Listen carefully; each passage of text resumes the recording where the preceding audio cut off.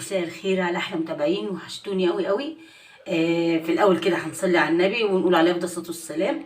اللي بيشوفني لاول مره تشجيع بقى، شير واشتراك ولايك. اهم حاجه الشير واللايك بيرفع الفيديو، اهم حاجه الشير واللايك عشان الفيديو بتاعي يترفع.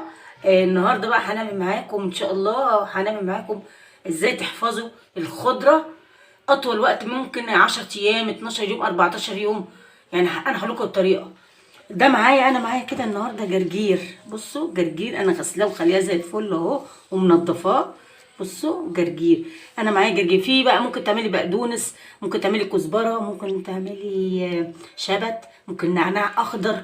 يعني اي حاجه بتحفظي بيها الخضره بتاعتك، الخضره ماشي. فالنهارده بقى هنعمل، اقول لكم على طريقه جميله قوي قوي لحفظ الخضره.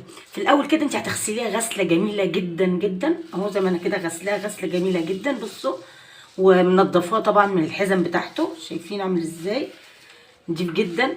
فدلوقتي هنمسك بقى فوطه مطبخ، اي فوطه مطبخ عندك. فبتعملي ايه بقى بعد ما بتغسليه؟ بتنشفيه كويس قوي. بصي بتنشفيه كويس جدا اهو. بصوا شايفين، بتنشفيه كويس جدا جدا اهو. بصوا شايفين اهو. تفضلي بقى تفرديه كده وتنشفي تاني. مش عايزين ولا واحده ايه مبلوله، عشان ما يعفنش معاكي، عشان الخضره ما تعفنش في التلاجة اهي. مش عايزه ولا واحده انا مبلوله. بتقلبي كده في الايه، في الخضره وتنشفي كده. شايفين الطريقه اهو اهو. انا كده نشفتها خالص، مش مخليه فيها ميه اهي. شايفين اهو. بس نشفتها وخليتها زي الفل اهي. هنعمل ايه بقى؟ هنحفظها ايه بالمعلقه دي. شايفين المعلقه دي؟ هتحطوها في قلب الخضره كده، شايفين كده؟ بصوا هقول لكم ازاي. هنجيب بقى كيس كده نايلون او علبه، لو عندك علبه تشيل خضره ماشي تمام. هنمسك بقى ايه، هنمسك الجرجير هنحطه كده.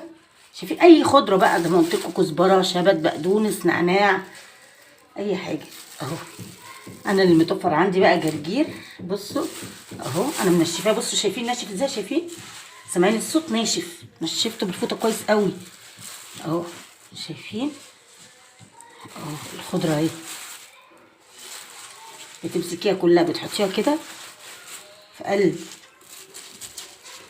التلاجة كده. هتحطيها في قلب الكيسه كده زي ما انتوا شايفين كده اهو.